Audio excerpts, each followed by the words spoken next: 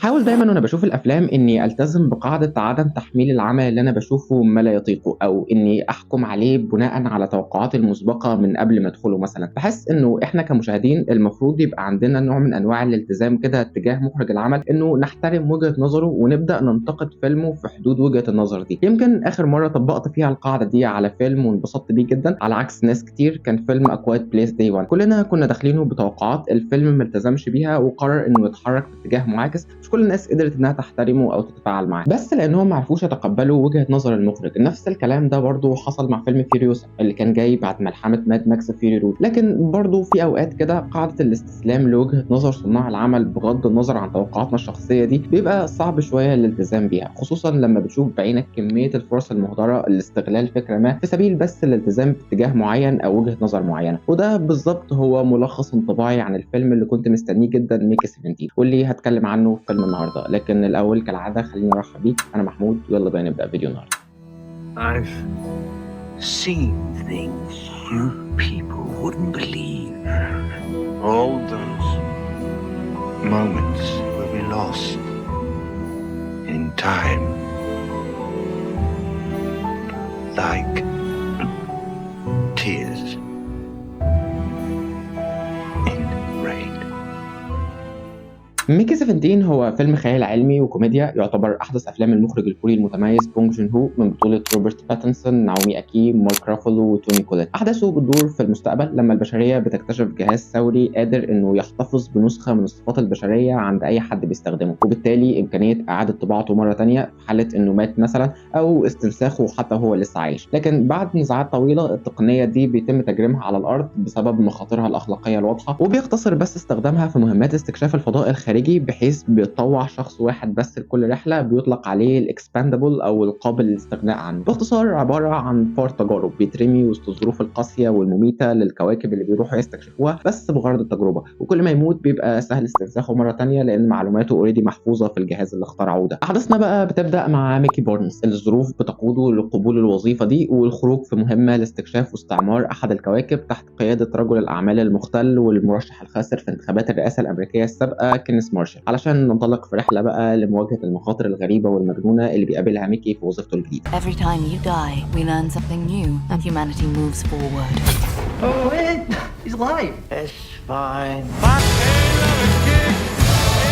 This is so exciting! كالعادة أفضل طريقة علشان أتكلم بيها على أي فيلم بتكون من خلال الكلام عن المخرج بتاعه، وعلى كرسي إخراج ميكي 17 واحد من أفضل المخرجين الموجودين في العالم بتاعنا، بونج جون هو، الراجل اللي في تاريخه أفلام زي سنو بيرسر وقدم لنا واحد من أجمل أعمال الجريمة عموما، ميموريز اوف ميردر، وعنده فيلم لو ما عملش غيره قعد في البيت كان هيبقى كفاية قوي، طبعا قصدي على فيلم باراسايت. فكان الحماس لفيلمه الجديد ضخم جدا، وزاد الحماس ده مع التأجيلات المستمرة لعرض الفيلم علشان يحصل على أفضل وقت لعرضه بسبب أهميته طبعا وكمية الفلوس المصروف عليه. وده بقى يقودنا للسؤال المهم، هل الفيلم كان قد الحماس ده؟ والإجابة بكل بساطة ولا، على حسب انت انهي نوع من المشاهدين. لو داخل تشوف فيلم خيال علمي متقن وجيد التنفيذ فانت هتتبسط جدا، لكن لو داخل تشوف فيلم من اخراج بونج جون هو فغالبا هتخرج مصاب بشويه احباط. وخليني واضح، فيلمنا هو فيلم خيال علمي هوليوودي تقليدي بكل ما تحمله الكلمه من معنى، بيتحرك تماما في السيف زون، وهدفه الاساسي هو تقديم مغامره في اصلها هي عباره عن صراع ازلي ما بين الخير والشر، بين جهه عندها القدر الكافي من الغرور علشان تشوف نفسها مستحقه للحكم والسيطره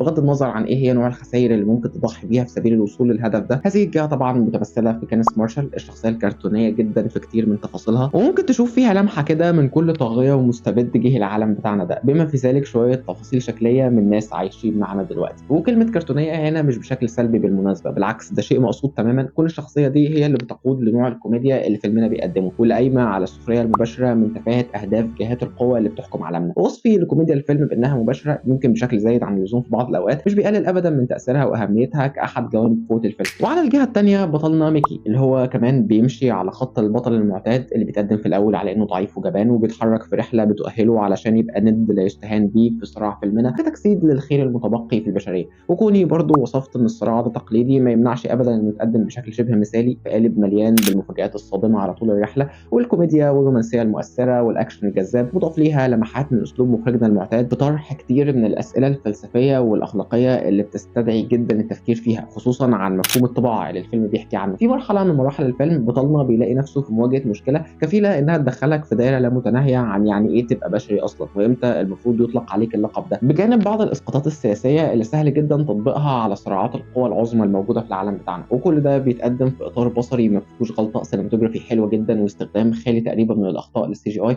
وتفاصيل بناء العالم المستقبلي نفسها بتدخلك في الجو بسرعه جدا. فكونك من نوع المشاهدين اللي داخلين بس ينبسطوا ويستمتعوا بالفيلم، غالبا انتقاداتك ليه مش هتتعدى شويه تفاصيل زي المباشره في طرح بعض القضايا او الكثافه الشديده والسريعه جدا اللي اتشرحت بيها خطوط الحدوته في نص الفيلم الاول. لكن لو هنتكلم بقى كمتابعين مخلصين للفيلموجرافي بتاع مخرج متميز، فهنا بقى لازم نقف وقفه علشان نقول ان المخرج المتميز ده حبس نفسه في اطار تقليدي جدا، واهدر كتير من الفرص والطرق اللي ممكن تاخدنا ليها الفكره، واستبدلها بانه بس القى عليها نظره باستحياء كده من غير اي محاوله لمناقشتها. وغالبا كونك من النوع ده من المشاهدين فانت هتشترك معايا بان النص الاول من الفيلم سرعته مبرره جدا في عرض الخطوط اللي هتتجه ليها القصه. هنتفق طبعا انها كتير ومتلخبطه، احنا عندنا اسقاطات سياسيه واضحه، وعندنا طريق فلسفي بيتوجد بس من مجرد طرح فكره الاستنساخ. غير كده عندنا خط رومانسي يسيب ده كله، احنا عندنا شخصيتين يستحقوا الدراسه كونهم محركين للاحداث، بس حتى على كتر الخطوط دي وعبثيه ترتيبهم سهل جدا يتم الربط بينهم في النص الثاني. وهنا نلاقي نفسنا بقى قدام المشكله، انه مخرجنا بيقرر يرمي كل ده في النص الثاني ويتمسك باقل عناصر القصه اثاره، اللي هو الصراع ما بين الخير والشر، اخلاصا للشكل المعهود بتاع افلام الخيال العلمي. وكل الاسئله اللي اثرها في النص الاول بعد المغامره الموجوده في النص الثاني يا اما بتضيع يا اما في افضل الاحوال بتتنسي. وهنا تلاقي نفسك قدام السندروم اللي انا موجود فيها دلوقتي. هل اتعامل مع الفيلم ده على انه فيلم ممتع ومصنوع حلو بناء على مفهوم احترام وجهه نظر المخرج، ولا اتعامل معاه على انه فيلم اقل من المتوقع على انه وجهه نظر مخرجنا كانت عاديه واهدرت انه يبقى عندنا فرصه نشوف فيلم مميز؟ والحقيقه الاجابه على السؤال ده صعبه جدا، لكن هتوصلك لنتيجه واحده، وهو قد ايه بونج جون هو مخرج مميز جدا انه قدر يخلق جو مريح وممتع وسهل الانجذاب ليه فيلمه.